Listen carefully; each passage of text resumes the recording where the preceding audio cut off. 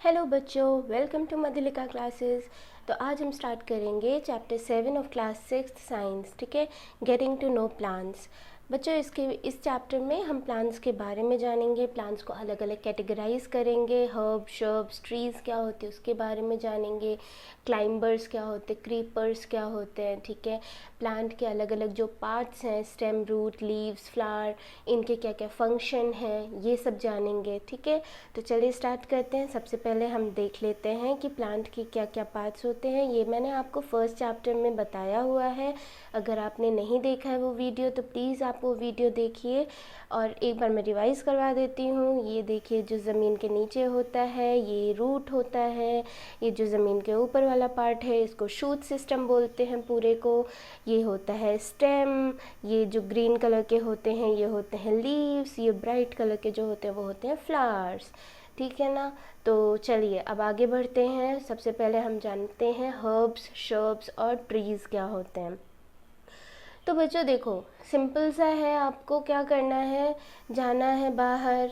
तीन चार मतलब ये जो दिए हुए हैं ना, टोमेटो, मैंगो, लेमन, इनके अगर पौधे आपको मिल जाएं, पेड़ मिल जाएं, तो आप उनको देखिए, ऑब्ज़र्व कीजिए क्या क्या चीज़ें हैं।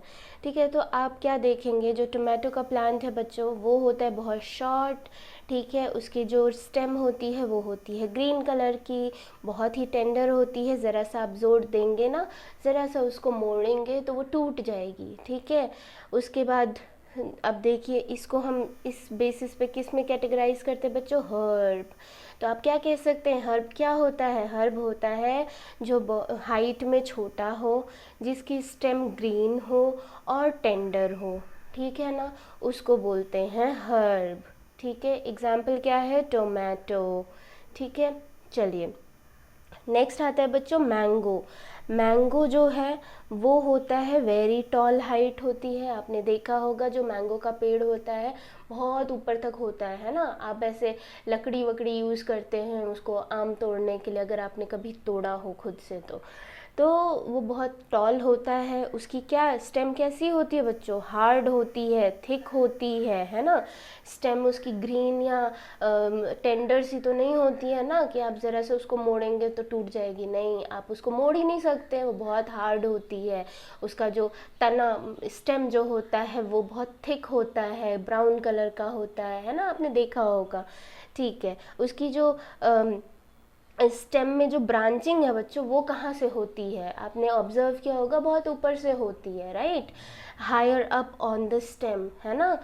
तो इसको आप किस में कैटेगराइज करेंगे, ट्री। तो ट्री के क्या क्या कैरेक्टरिस्टिक्स हमने पढ़े, एक होता है उसकी हाइट बहुत ज़्यादा होती है, it is very tall, it's stem is thick and hard. ठीक है, it's branching appear higher up on the stem. So ये हो गई बच्चों ट्री की कैरेक्टरिस्टिक्स। ठीक है ना, चलिए नेक्स्ट आते हैं हम।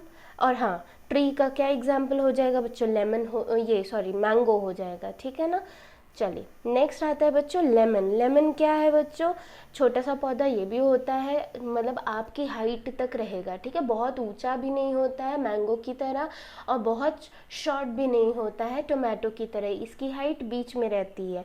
ये जो है बच्चों ये हार्ड तो होता है, ठीक है, ये हार्ड होता है और इसका जो स्टेम होता है वो हार्ड होता है, लेकिन इतना हार्ड नहीं होता कि मैंगो की तरह हार्ड हो। ठीक है, या टोमेटो की तरह टेंडर भी नहीं होता है, ये बीच में है। तो बच्चों जो श्रब्स होते हैं ना वो हर्ब्स और ट्रीज़ के बीच की जो कैटेगरी होती है वो होती है, इसकी हाइट इन दोनों के बीच में आएगी। इसका जो थिकनेस है स्टेम का वो इन दोनों के बीच में आएगा। हार्डनेस है तो ये हार्ड होती है, harder than herb, but it is tender than tree. Okay, now अब इसकी जो ब्रांचिंग है बच्चों, वो स्टेम में जो ब्रांचिंग अपीयर होती है वो कहाँ से अपीयर होती है, वो अपीयर होती है at the base of the stem. तो जो स्टेम है ना बच्चों, जैसे ये हमारा ट्री है मान लो, ये है सॉरी ये हमारा लेमन का लेमन श्रब है, मतलब लेमन का प्लांट है। ठीक है ना, ये हो गई बच्चों इसकी रूट। ठीक है ना, तो ये यहाँ तक हो गई बच्चों मिट्टी। ठीक है, ये मिट्टी हो गया। अब देखो, अब एक सेकेंड, इसकी जो बच्चों स्टेम निकलेगी वो कहाँ से निकलेगी, स्टेम हो गई यहाँ से, ठीक है ना, ये ग्रीन वाला जो है वो स्टेम हो गया। तो इसमें बच्चों ब्रांचिंग पता है कहाँ से होती है, ये देखिए यहीं से स्टार्ट हो जाएगी, बेस से ही, ये बेस से ही स्टार्ट हो जाएगी, ठीक है ना, यहाँ ये बेस है ना स्टेम का, यहीं से स्टार्ट हो जाएगी इसकी ब्रांचिंग। तो ये होता है श्रब। ये जो कैरेक्टरिस्टिक्स हमने पढ़े वो होते हैं श्रब के, ठीक है ना बच्चों। चलिए ये आपको समझ में आ गया होगा, ठीक है, हर्ब, श्रब एंड ट्री का क्या क्या कैरेक्टरिस्टिक्स होते हैं, ठीक। चलिए मैं आपकी बुक में बता देती हूँ कहाँ पे लिखा हुआ है। ये देखिए, the plants with green and tender stem are called herbs. They are usually short and may not have many branches, ठीक है। Now some plants develop branches near the stem, near the base of the stem.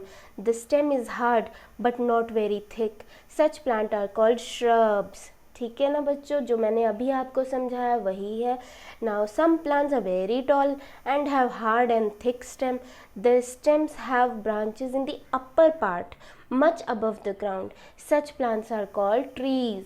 तो अब आप जब भी बाहर जाएं observe कीजिए अलग अलग प्लांट्स को और उनको खुद से कैटेगराइज करने की कोशिश कीजिए कि क्या ये हर्ब्स में आएगा, कि श्रब्स में आएगा, कि ट्रीज़ में आएगा, ठीक है ना। अगर आप ये करेंगे तो आपको इसके कैरेक्टरिस्टिक्स अपने आप समझ में आने लगेंगे और आप जब उसको ऑब्ज़र्व करने की कोशिश करेंगे तो अपने आप ये चीज़ें याद हो जाती हैं, इन्हें याद करने की ज़रूरत नहीं पड़ती है, ठीक है ना। तो चलिए अब नेक्स्ट हम देखते हैं क्रीपर्स और क्लाइंबर्स। बच्चों आपने देखा होगा ये जो, अगर आपने वाटरमेलन या मस्कमेलन इन सब के पौधे देखे हों तो इस तरह के होते हैं कुछ, ठीक है। आपकी जो फील्ड होती है ना बच्चों, उसी फील्ड में ये जो है ऊपर नहीं उठते हैं, ठीक है, ये ऐसे फैल जाते, they spread on the ground, ठीक है। क्यों? क्योंकि इसकी जो स्टेम होती है ना बच्चों बहुत ही टेंडर सी होती है, पतली सी होती है, ठीक है।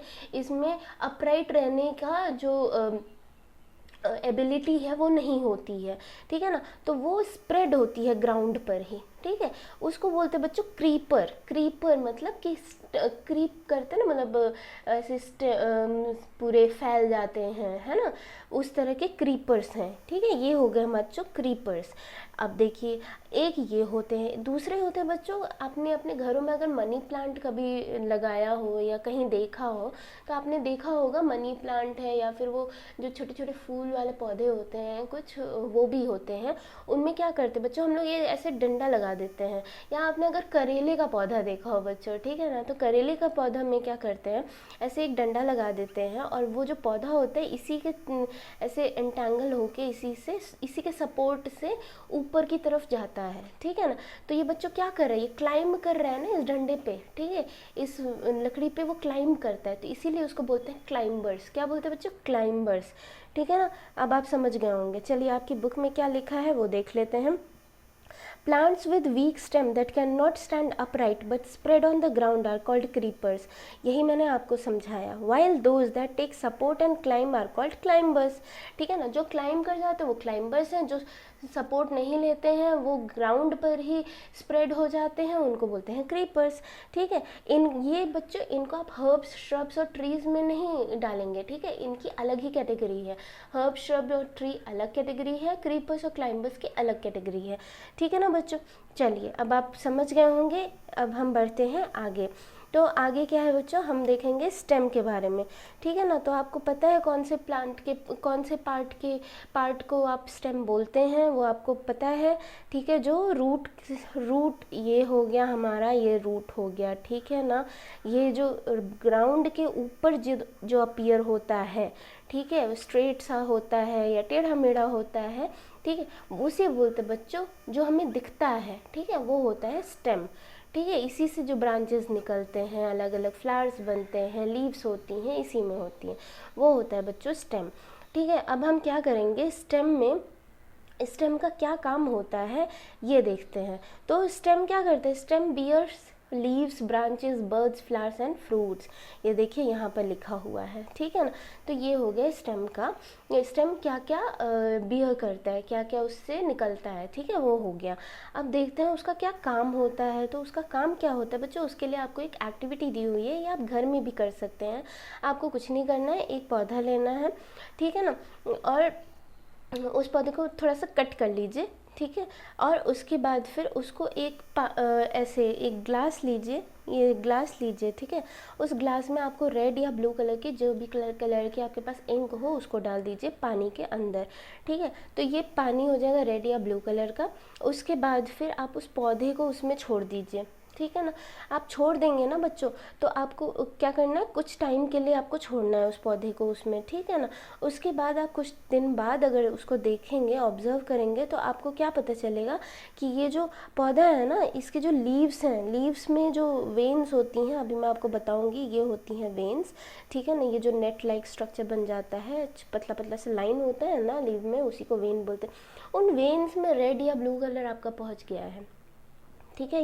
ये तो आप नेकेड आई से भी देख लेंगे, ठीक है ना। बाकी अगर आपको आपके टीचर करवाएंगे तो आपके स्टेम का क्रॉस सेक्शन आपको देंगे कट करके, और उसको आपको ऑब्जर्व करना होगा माइक्रोस्कोप के नीचे। तो आप देखेंगे उसमें जो इस तरह का दिखेगा आपको, कि वो अगर रेड कलर का आपने इंक डाला है तो रेड हो जाएगा, ब्लू कलर का डाला है तो ब्लू हो जाएगा, और इस तरह का आपको वो अपीयर होगा, ठीक है। तो इससे हमें क्या पता चलता है बच्चों, इससे ये पता चलता है कि जो स्टेम होती है ना, वो हाँ, जो स्टेम होती है वो क्या करती है, that helps in upward movement of water, ठीक है ना। तो आप क्या कह सकते हैं, the water and minerals go to leaves and other parts attach to the stem, ठीक है ना। तो अगर स्टेम फ्लावर्स, फ्रूट्स, लीव्स इनको बेयर करता है, तो उन तक क्या पहुंचाता है बच्चों, उन तक वो पानी पहुंचाता है, मिनरल्स पहुंचाता है। स्टेम का यही काम होता है, ठीक है। अब आपको ये याद रखना है, क्या काम होता है स्टेम का। Stem helps in upward movement of water, water को ऊपर पहुंचाता है, ठीक है। The water and minerals go to leaves and other plant parts attach to the stem, ठीक है ना। ये हो गया हमारा स्टेम का फंक्शन। अब हम देखेंगे लीफ के बारे में बच्चों। लीफ का पहले तो आपको स्ट्रक्चर पता होना चाहिए। देखिए ये हो गया आपका स्टेम, ठीक है। ये जो स्टेम से जो ब्रांचिंग हो रही है, ठीक है, इस ब्रांच में से छोटा सा ऐसे लाइन, छोटा सा ऐसे निकलता है, और उसके बाद आपकी बनती है इस तरह से लीफ, बनती है ना बच्चों, ठीक है ना। इस तरह से होती है लीफ। तो बच्चों ये जो लाइन है, कि कुछ अलग कलर करते हैं, हाँ, ये जो लाइन है ना बच्चों, ठीक है, इसको बोलते हैं पीटियोल। क्या बोलते हैं बच्चों, पीटियोल, ठीक है। PETIOLE, the part of leaf by which it is attach to the stem is called petiole, ठीक है ना। ये होती है बच्चों, ये जो ग्रीन कलर का मैं आपको दिखा रही हूँ, ये होती है पीटियोल, ठीक है। अब देखिए ये हो गया हमारा पीटियोल। अब देखिए, अब आपकी जो ये लीफ है ना, ये देखिए ये लीफ है, ठीक है ना, ये इस तरह से लीफ हो गया। ये जो बच्चों ये जो पार्ट है ना, ये पूरा, ठीक है, ये ग्रीन कलर का, ये आपको दिखता है ना लीफ इस तरह से, ठीक है। ये जो ग्रीन कलर का ये पूरा जो मैंने आपको ये शेडिंग कर दी है, ठीक है, गंदी सी, वो होती है बच्चों लैमिना। क्या होती है, लैमिना, ठीक है ना। तो ब्रॉड बेस, ठीक है, the broad green part of leaf is called lamina, the broad green part of the leaf is called lamina. ये प्लीज़ आप लोग मत भूलिएगा, ये बहुत इंपॉर्टेंट है, आपको लीफ के बारे में पता होना चाहिए ये सब चीज़ें, ठीक है ना। चलिए अब नेक्स्ट बताती हूँ मैं आपको। ये देखिए ये हो गया हमारा, ये देखिए ये लीफ का स्ट्रक्चर है बच्चों, ये मैंने आपको बताया, ये स्टेम है, ये पीटियोल हो गया, ये हो गया लैमिना, ये जो पार्ट है, ठीक है ना, ये हो जाएगा लैमिना। अब देखिए अब क्या करेंगे, अब हम देखते हैं एक एक्टिविटी देखनी है हमें। हम क्या करना है, एक लीफ लेना है बच्चों, ठीक है। लीफ के ऊपर आपको एक वाइट कलर का पेपर रखना है इस तरह से, ठीक है, इस तरह से। और फिर उस लीफ के पास स्क्रिबलिंग करनी है, इस तरह से स्क्रिबलिंग करते हैं ना पेंसिल से, ठीक है, शेडिंग टाइप से करते हैं ना, वही आपको करनी है। तो आपको क्या देखेगा कि आपका एक तो आपकी लीफ की आउटलाइन बन जाएगी इस तरह से, ठीक है। और जो ये बनता है ना बच्चों, ये जो बीच वाली मोटी सी लाइन रहती है लीफ में, इसको बोलते हैं बच्चों मिड रिब। क्या बोलते हैं? मिड रिब, मिड की रिब, ठीक है ना, मिड रिब, ठीक है ना। ये हो गया हमारा मिड रिब। अब देखिए, और इस मिड रिब से ये बच्चों इस तरह से निकलता हुआ रहता है ना, एक पतले पतले से लाइन जैसे, ठीक है ना, इस तरह से। ये जो मैं अभी बना रही हूँ, ये जो बनते हैं ना बच्चों, इनको बोलते हैं बच्चों वेन्स। क्या बोलते हैं बच्चों? वेन्स, ठीक है ना, ये होते हैं वेन्स। और ये जो वेन्स का पूरा डिज़ाइन बनता है ना बच्चों, इसको बोलते हैं वेनेशन, लीफ की venation. The design made by veins is known as leaf venation, ठीक है ना। इतना आपको समझ में आ गया। यही चीज़ आपको ना, जब आप ये पेपर पे स्क्रिबल करेंगे तो ये चीज़ छप जाती है आपकी, ठीक है ना। चलिए नेक्स्ट हम देखते हैं। ये देखिए आपकी बुक में कहाँ लिखा है वो भी मैं आपको बता देती हूँ। The lines on the leaf are called veins, ठीक है ना। The lines on the leaf I told you are called veins, ठीक है। एक जो प्रोमिनेंट मिडिल लाइन होती है वो होती है बच्चों मिड-रिब। ये देखिए वेन्स यहाँ लिखा है, यहाँ मिड-रिब लिखा है। Now the design made by veins in the leaf is called leaf की वेनेशन, ठीक है ना। ये होती है बच्चों, ये तीनों चीज़ मैंने आपको अच्छे से समझा दिया। अब देखिए, अब क्या होता है, अब ये जो लीफ की वेनेशन है ये दो टाइप के हैं। एक है बच्चों रेटिकुलेट। रेटिकुलेट जो है वो कैसी है वेनेशन, ये देखिए अभी मैं आपको बताती हूँ। ये हो गया बच्चों हमारा मिड-रिब, ठीक है। ये मिड-रिब से ना इस तरह से जो लाइंस निकलती है ऐसी ऐसी, फिर इनमें से भी निकलती हैं ना इस तरह से, ठीक है ना। गंदी सी मैंने बनाई है बट आप अच्छी से बनाना। ये देखिए इस तरह से जो ये ऐसे ऐसे बनती है ना बच्चों, ये होती है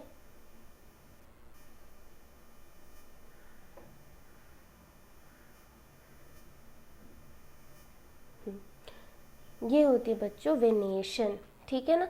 ये समझ गए आप। ये जो नेट लाइक स्ट्रक्चर बन जाती है उसी को बोलते हैं रेटिकुलेट वेनेशन। क्या बोलते हैं बच्चों? Reticulate venation. If the design is net like on both sides of mid-rib the venation is reticulate. समझ गए आप। ये होती है रेटिकुलेट वेनेशन। अब दूसरी होती है बच्चों पैरेलल वेनेशन। पैरेलल वेनेशन भी मैं आपको बता देती हूँ। ये देखिए, ये देखिए, ये पैरेलल वेनेशन होगी। ये हो गया आपकी मिड-रिब, ठीक है ना। इसको प्रोमिनेंट सा बनाएंगे हम, ठीक है। अब देखिए ये इसमें जो रहता है ना वो इस तरह से कुछ होती है, इस तरह से, ठीक है ना, इस तरह से ये पैरेलल लाइंस बन जाती हैं। समझ रहे हैं? इस तरह की तो नहीं है ना ये, ठीक है ना। तो ये हो गया बच्चों पैरेलल वेनेशन, और ये वाली हो जाएगी रेटिकुलेट वेनेशन। समझ गए? चलिए ये हम देख लेते हैं कहाँ लिखा है। ये देखिए रेटिकुलेट यहाँ पे मैंने आपको बता दिया। In the leaves of grass, आपने ग्रास में अगर आप देखोगे ना तो veins are parallel to one another, this is called parallel venation, ठीक है ना। जो वेनेशन है वो पैरेलल होती है, जो वेन्स होती हैं वो एक दूसरे के ऐसे ऐसे पैरेलल होती है। पैरेलल का क्या मतलब होता है बच्चों? पैरेलल का ये मतलब होता है कि वो लाइंस जो होंगी ना वो सीधी सीधी सीधी सीधी चलती जाएंगी, दे विल नॉट मीट। जैसे कि आपकी जो रेलवे ट्रैक होती है बच्चों, जिस पे आपकी ट्रेन चलती है, वो दोनों एक साथ रहती हैं, लेकिन do they meet ever? No, right, ठीक है ना। तो ये अलग, ये जो ये है ये इस तरह की लाइंस पैरेलल होती है। आप इसको कहीं तक भी खींच लो, ये कभी मिलेंगी नहीं, ठीक है ना। इसी तरह की आपकी जो ग्रास की लीफ है उसमें भी आपको देखने को मिलता है, यही इसको बोलते हैं पैरेलल वेनेशन। चलिए ये हो गया हमारा रेटिकुलेट और पैरेलल वेनेशन। यहाँ हम दिखा देते, ये देखिए इस तरह का जो रहता है ना ऐसा नट लाइक ये होता है। ये देखिए इस तरह से निकला हुआ है ना मिड-रिब से, ठीक है ना। ये हो गया हमारा रेटिकुलेट। और ये इसमें अगर आपको क्लियर नहीं दिख रहा है तो आप एक ग्रास का पौधा लीजिए और उस ग्रास लीजिए, ग्रास की पत्ती में आप देखेंगे तो इस तरह से ऐसे ऐसी लाइंस रहती हैं, ठीक है ना। तो ये हो गया हमारा पैरेलल वेनेशन, ये हो गया हमारा रेटिकुलेट वेनेशन। चलिए अब नेक्स्ट हम देखते हैं कि प्लांट जो ये हमारा लीफ है वो उसका क्या क्या फंक्शन होता है। ठीक है, तो आपको इसके लिए एक एक्टिविटी लेनी है। आपको क्या करना है, कोई एक हर्ब लीजिए, ठीक है, छोटा सा कोई भी पौधा लीजिए, उसका जो उसमें और साथ में एक ट्रांसपेरेंट पॉलीथीन बैग लीजिए और एक थ्रेड लीजिए। ठीक है, आपको क्या करना है, ये जो आपका पौधा है ना, ठीक है, उसके कुछ लीव्स को आपको लेना है और उस पॉलीथीन के अंदर डालना है। वो लीफ अटैच रहनी चाहिए प्लांट से, उसको तोड़ना नहीं है, ठीक है ना। उसी प्लांट में ही आपको बांध देना है, थ्रेड से यहाँ पे टाई कर देंगे और लीफ अंदर रहेगी।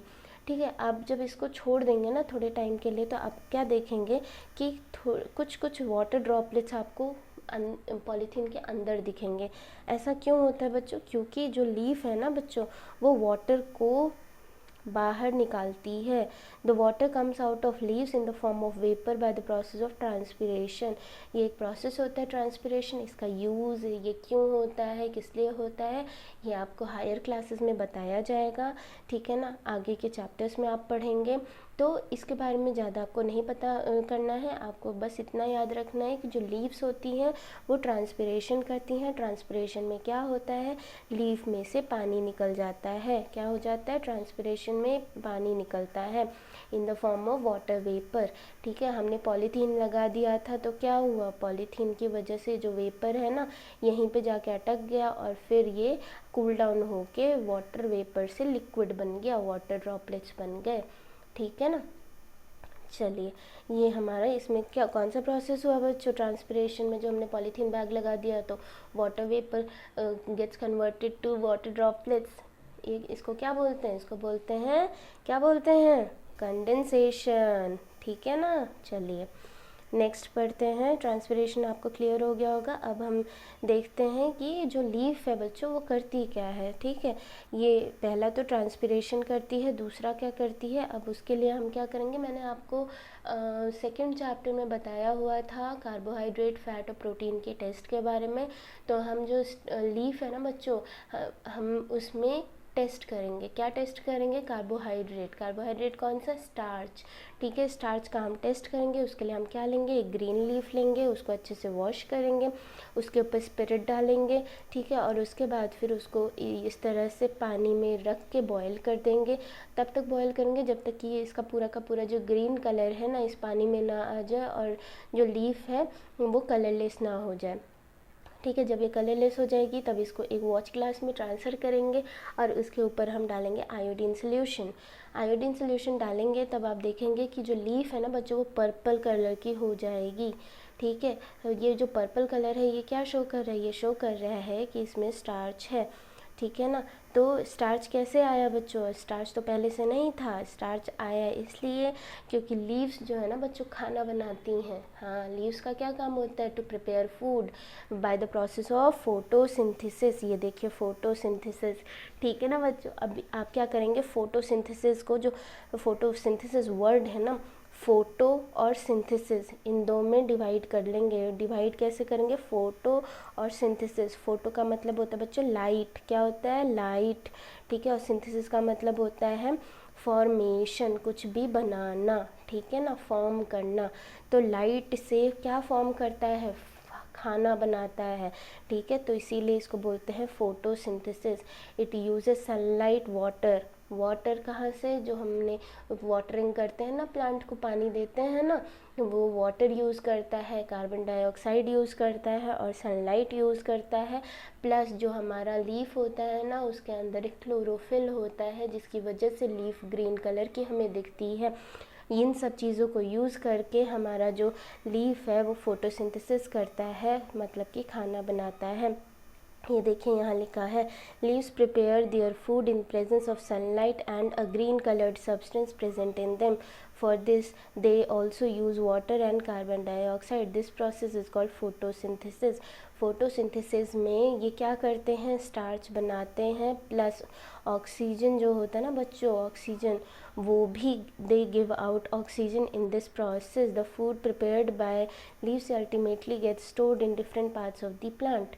समझ रहे हैं, ये हो गया हमारा लीफ का जो फंक्शन है वो, ठीक है ना। अब चलिए अब नेक्स्ट बढ़ते हैं हम रूट में, ठीक है, ये रूट, रूट कैसे आता है बच्चों, रूट कब कहाँ से आ गया, रूट तो हमें दिखती भी नहीं है, ठीक है ना। कैसे, अब देखिए क्या हो गया, स्टेम ने लीफ को वाटर सप्लाई किया, लीफ ने उस वाटर को यूज़ करके फूड बनाया, फिर लीफ ने थोड़ा सा वाटर लूज़ भी किया थ्रू ट्रांसपिरेशन। लेकिन बच्चों ये जो लीफ में पानी गया या स्टेम ने जो पानी उसको पहुँचा, तो बच्चों स्टेम को पानी मिला कहाँ से, ठीक है। That's where the role played by root comes in, ठीक है ना, ठीक है।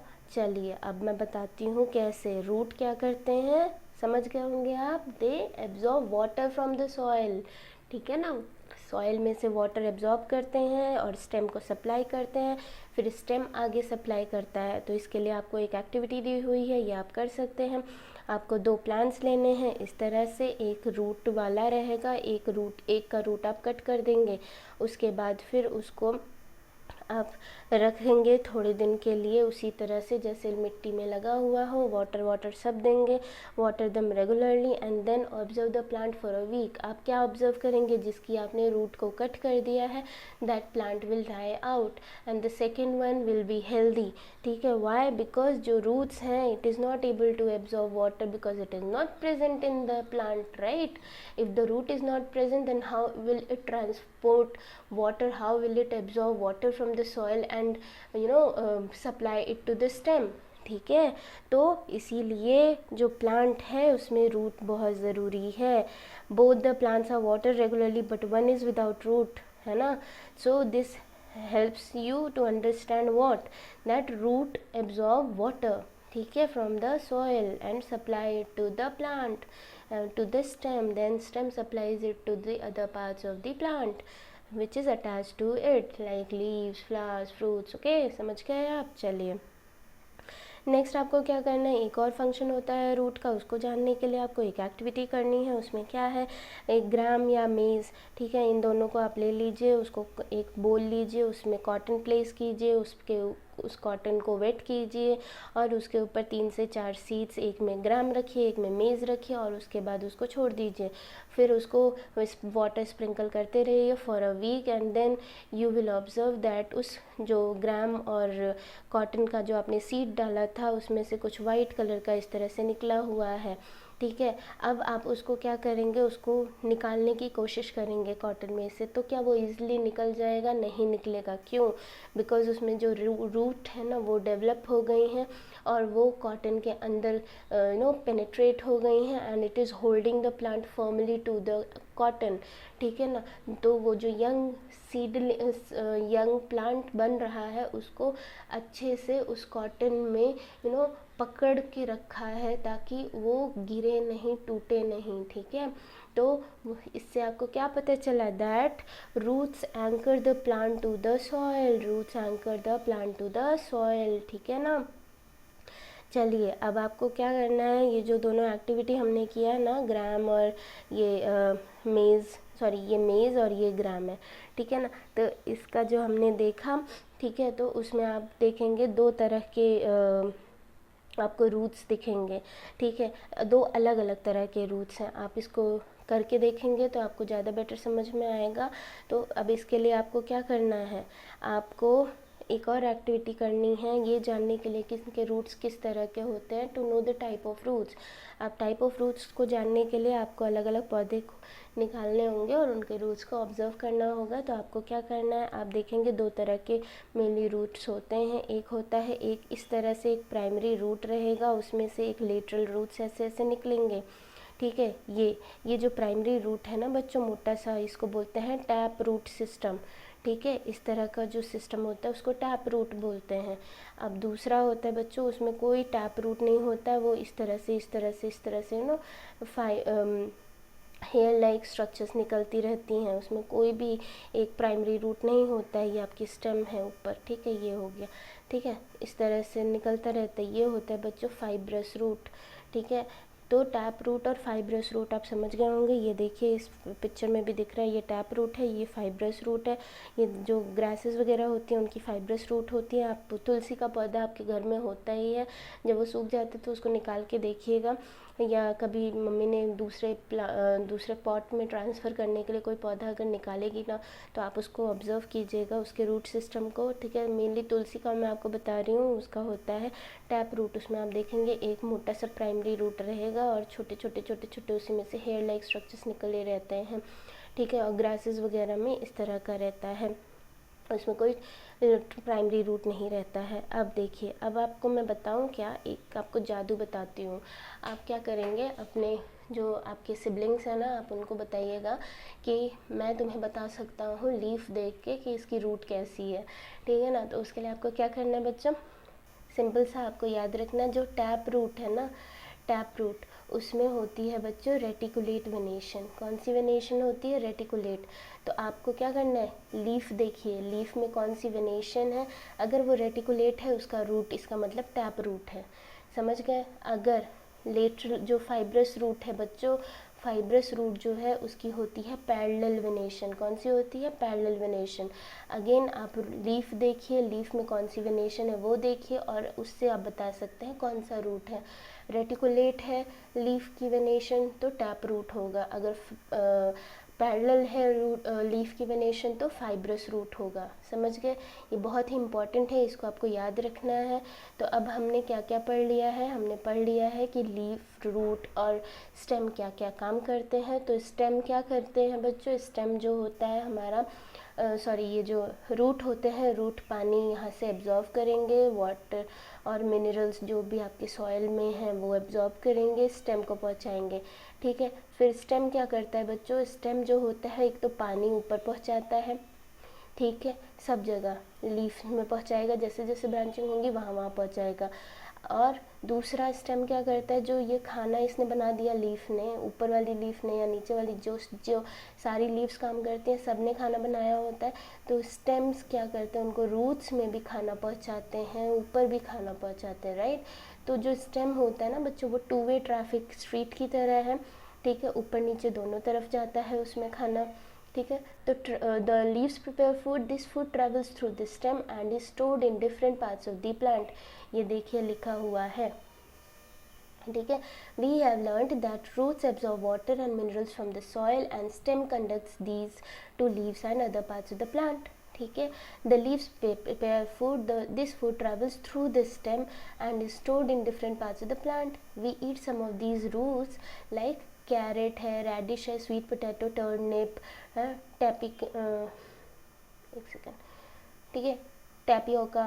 We also eat many other parts of the plant where food is stored, ठीक है ना। तो हम क्या, ये जो रूट्स है ना, हम ये रूट्स होती हैं बच्चों, ये जो हम खाते हैं ना, कैरेट, रेडिश, ये सब रूट्स होती हैं, ठीक है। Potato, sweet potato, potato is not a root, sweet potato is a root, ठीक है ना। चलिए अब देखिए, ये हो गया हमारा ये जो स्टेम, रूट और लीव्स के फंक्शंस के बारे में हमें पता चल गया। अब देखिए, अब एक बड़ा अच्छा सा है सेक्शन फ्लावर्स का, ठीक है। तो बच्चों फ्लावर्स जो होते हैं ना, मोस्टली सभी प्लांट्स में होते हैं, ठीक है। उनका जो फंक्शन होता है उसके बारे में हम बाद में पढ़ेंगे, आगे की क्लासेस में पढ़ेंगे, लेकिन आज हम उनके प्लांट, उस फ्लावर के पार्ट्स के बारे में पढ़ेंगे।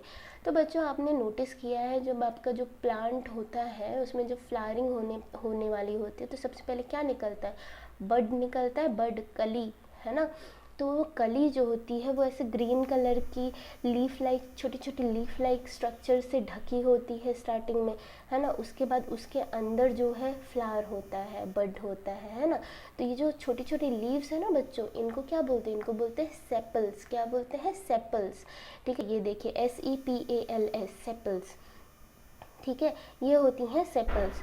और जो ये कलरफुल से होते हैं ना हमारे फ्लावर के, जो हमें बहुत अच्छे लगते हैं, ठीक है, वो होते हैं बच्चों पेटल्स, ठीक है। क्या होते हैं, पेटल्स। तो ये दो चीज़ें आपको समझ में आ गई हैं, सेपल्स एंड पेटल्स, ठीक है। The prominent part of open flower is called petals. The prominent part of open flower is known as petals. तो ये जो पेटल्स है ना, ये अलग अलग कलर्स के होते हैं अलग अलग फ्लावर्स में, ठीक है ना। अब जैसे आप रोज़ ले लीजिए, तो रोज़ के जो पेटल्स हैं वो अलग अलग कलर्स के होते हैं, रेड होते हैं, पिंक होते हैं, है ना, अलग अलग वैरायटी होती है रोज़ेस की, राइट। तो येलो रोज़ है तो येलो कलर के पेटल्स होंगे, रेड रोज़ है तो रेड कलर के पेटल्स होंगे, वाइट रोज़ है तो वाइट कलर के पेटल्स होंगे। लेकिन जो सेपल्स होते हैं बच्चों वो ग्रीन कलर के ही होते हैं, ये आप ध्यान रखिएगा, ठीक है ना। जो ये स्मॉल लीफ लाइक स्ट्रक्चर होती है उसको सेपल्स बोलते हैं। आई होप आपको पेटल्स और सेपल्स समझ में आ गया हो, please do not forget it, ठीक है। अब कौन से फ्लावर में कितने सेपल्स होंगे, वो किस तरह के होंगे, वो फ्यूज्ड होंगे कि अलग अलग होंगे, ये बच्चों वेरी करता है। अलग अलग फ्लावर्स में अलग अलग तरह के सेपल्स और पेटल्स होते हैं, ठीक है। आप इसके लिए कोई एक चीज़ नहीं रट सकते हैं कि ये जॉइंटेड ही होते हैं या सेपरेट ही होते हैं या फ्यूज्ड होते हैं, ठीक है ना, ऐसा कुछ नहीं है।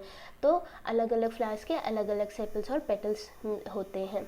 चलिए नेक्स्ट है, अब आपको कुछ फ्लावर्स को भी ऑब्जर्व करना है और फिर उनके जो नंबर ऑफ सेपल्स हैं, पेटल्स हैं, ठीक है, आर दे जॉइंट और सेपरेट, ये फ्री पेटल्स हैं, पिस्टल, ओके। अभी ये मैं आपको बताती हूँ पिस्टल विस्टल, ठीक है, इतना आपको पता होना चाहिए, ये आपको ऑब्जर्व करना है और इस टेबल में लिखना है।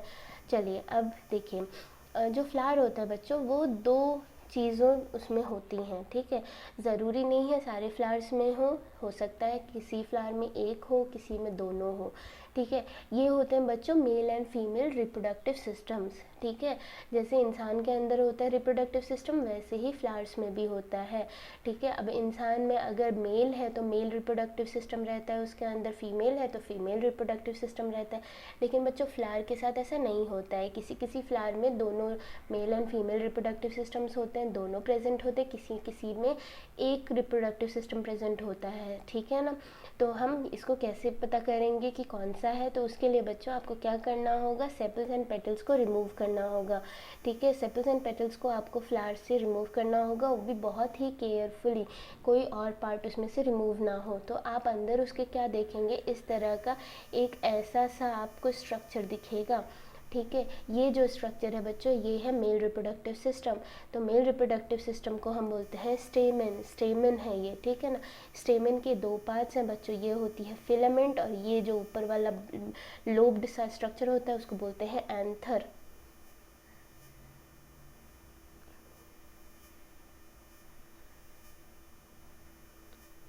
ठीक है ना। ये होता है एंथर और ये होता है फिलामेंट, समझ गए। ये हो गया हमारा मेल रिप्रोडक्टिव सिस्टम। ये आपको कैसे दिखेगा, जब आप सेपल्स एंड पेटल्स को रिमूव करेंगे उसके बाद, ठीक है। चलिए अब नेक्स्ट हम देखते हैं फीमेल रिप्रोडक्टिव सिस्टम। तो फीमेल रिप्रोडक्टिव सिस्टम होता है बच्चों पिस्टल, ठीक है। ये सबसे अंदर होता है, अंदर एकदम घुसा होता है। ये जो आपके सेपल्स है ना, इन सेपल्स के एकदम सेपल्स से जुड़े होते हैं मोस्टली, ठीक है ना। तो ये देखिए यहाँ ये आपके इधर से सेपल्स ऐसे निकलती हैं, ठीक है ना। ये होता है थैलेमस, ठीक है। ये जो नीचे स्ट्रक्चर है वो थैलेमस होता है, इसी से जो हमारा पिस्टल है वो जुड़ा रहता है, ठीक है। अब देखिए ये पिस्टल ये इतना दूर है, ये इतना, ठीक है, ये नहीं है, सॉरी एक सेकेंड, हाँ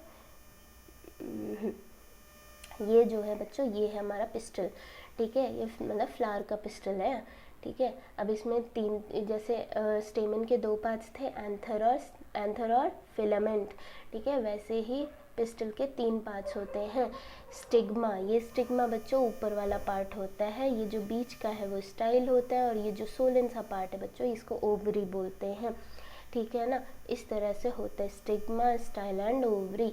ये इनकी आपको प्रैक्टिस करनी होगी। ये जो आपके डायग्राम्स इसमें दिए हुए हैं ये स्टेमन के और ये पिस्टल के,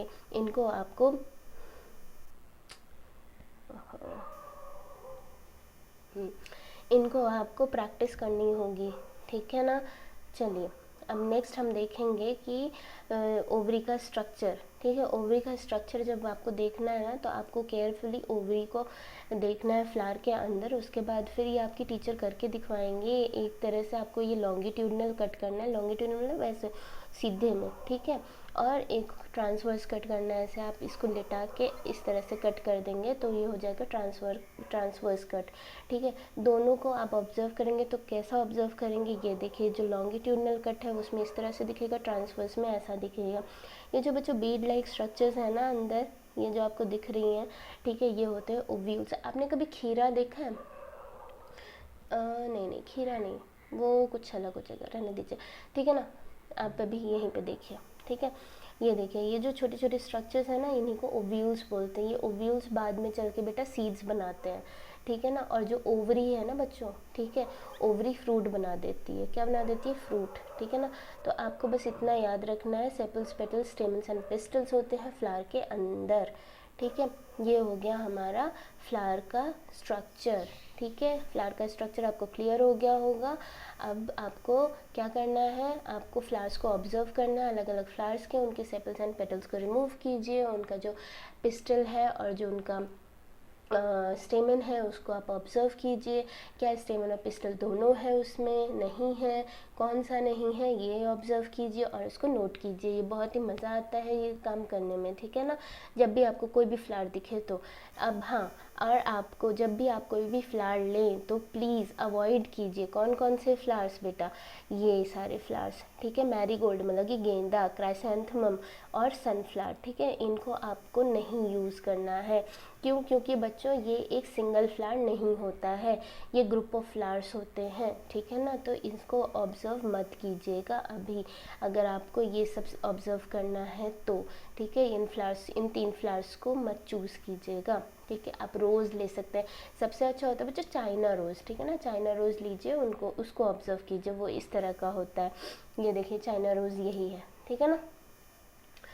चलिए, हो गया इससे हमारा चैप्टर फिनिश। ये जो कीवर्ड्स हैं ये मैंने आपको सारे बता चुकी हूँ, ठीक है। अगर आपको कुछ ना समझ में आया हो तो वापस से वीडियो को देखिए और हम देख लेते हैं एक्सरसाइज। तो एक्सरसाइज में है सबसे पहले रीराइट देम, ओके। तो ये करेक्ट करके रीराइट करना है। चलिए, फर्स्ट है stem absorbs water and minerals from the soil, ठीक है। स्टेम करता है क्या? नहीं ना। सॉइल में से क्या कौन सा पार्ट एब्जॉर्व करता है वाटर एंड मिनरल्स? हमने पढ़ा था रूट, ठीक है ना। तो आपको स्टेम की जगह रूट लिख देना है, ठीक है। B, leaves hold the plant upright, leaves hold करती हैं बच्चों? नहीं। कौन सा होल्ड करता है? हमने ग्राम और मेज का किया था ना कॉटन में, तो उसमें क्या था? Roots hold the plant upright, ठीक है ना। Roots conduct water to the leaves, roots तो बेटा वाटर कंडक्ट करते हैं टू द स्टेम, ठीक है। स्टेम जो होता है बच्चों, stem conducts the water to the leaves. The number of petals and stamens in a flower is always equal, this is a wrong statement. It doesn't happen like this. The number of sepals and stamens in a flower all vary, ठीक है। They are not always equal. You can write not always equal. If the sepal of a flower are joined together, its petals are also joined. No. If the sepals of a flower are joined together, its petals are not necessarily joined together, ठीक है। Not necessarily आप लिख सकते हैं। If the petal of a flowers are joined together then pistil is joined to the petals, this is also not necessarily, you can write here then the pistil is not necessarily joined to the petals, ठीक है। चलिए, ये हो गया। Next, draw leaf a tap root a flower you have studied for table 7.3। तो बच्चों ये आप बना सकते हैं, लीफ का बना सकते हैं। आपको पेटियोल, लैमिना, मिडरिब, वेन्स, ये आपको उसमें दिखाना होगा। टैप रूट में आपको एक प्राइमरी रूट और लेटरल रूट्स दिखाने हैं, और फ्लावर में सेपल्स, पेटल्स, स्टेमन एंड पिस्टल आपको शो करना होगा। Now third, can you find a plant in your house or in your neighborhood which has long but weak stem? Write the name. Okay, तो आप इसको आप लिख सकते हैं मनी प्लांट का, ठीक है। Money plant is a climber, ठीक है। तो उसके बारे में आप लिख दीजिए। What is the function of stem, मैंने आपको बहुत अच्छे से समझाया हुआ है, ठीक है। What is which of the following leaves have reticulate venation, तो आपको ये रेटिकुलेट वेनेशन जिसकी क्या होगी बच्चों, रेटिकुलेट वेनेशन में टैप रूट होता है, ठीक है। तो आपको ये ऑब्जर्व करना होगा, ऑब्जर्व करके आप लिख सकते हैं।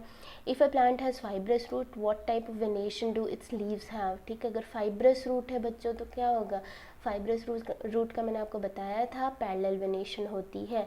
If a plant has leaves with reticulate venation, अगर रेटिकुलेट वेनेशन है तो उसकी टैप रूट होगी, ठीक है। Is it possible for you to find out whether a plant has tap root or fibrous root by looking at the impression of its leaf on a sheet of paper? Obviously, है ना। हम देख सकते हैं अगर leaf की जो venation है वो पैरेलल है तो फाइब्रस रूट सिस्टम है, अगर जो है उसकी रेटिकुलेट वेनेशन है तो टैप रूट सिस्टम है। What are parts of flower, ये आपको मैंने बताया हुआ है, आप लिख लीजिए। Sepals, petals, stem, pistil from the following plant which of them have flowers. तो बच्चों ये आप ढूंढ के लिख लीजिए, ठीक है। Name the parts of plant which produce food, name the process, ठीक है। लीफ होती है बच्चों, part of plant is leaf, process is photosynthesis. In which part of a flower you will find the ovary, ठीक है। तो कौन से पार्ट ऑफ फ्लावर में बच्चों, पिस्टल में, ठीक है। Name two plants in which one has joint sepals and other has separate sepals. तो बच्चों ये आप जब मैंने आपको बोला है ना फ्लावर्स को ऑब्जर्व करने के लिए, आप ऑब्जर्व करेंगे तो आपको बड़ी आसानी से उनके नाम पता चल जाएंगे। तो चलिए ये हो गया हमारा इस तरह से चैप्टर फिनिश। आई होप आपको ये चैप्टर समझ में आया हो। अगर समझ में आया है तो please do like, share and subscribe to my channel, ठीक है ना। और फिर अपने फ्रेंड्स को भी बताइए, ठीक है। चलिए मिलते हैं नेक्स्ट वीडियो में। Till then bye.